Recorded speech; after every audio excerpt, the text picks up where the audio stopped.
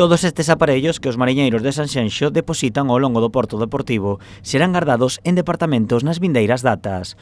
Portos de Galicia presentou un proxecto para a construción de 14 galpóns que serán empregados polos mariñeiros da vila para guardar os seus materiais. Y bueno, es una estructura de hormigón prefabricada, desmontable, como había dicho. Los departamentos tendrán todos los servicios de saneamiento, abastecimiento y iluminación, y lo que posibilitará, una vez que se ejecuten los departamentos, es que se pueda habilitar un nuevo punto de descarga en el puerto de aquí de Sanxenxo, ¿no?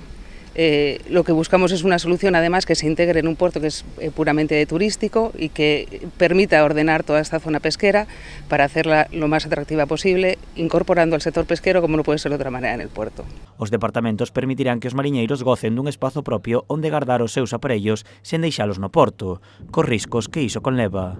E nada, estamos contentos por realizar esas necesidades que temos e agradecerlle moito, bueno, porque se ha traballado para facer en un lugar como este unha coexistencia cos demais, como é o Club Náutico, especialmente cooperamos tres, o que é Nauta Sanxenxo, con Náutico e Cofradía, non? Que sempre funcionamos moi ben, e faltaban estes departamentos que nos axudaron un pouquiño, bueno, pois, como dixen antes, cos novos mariñeiros que veñen, que compraron un barco e que tiñan esas necesidades. O proxecto ten un orzamento de 500.000 euros.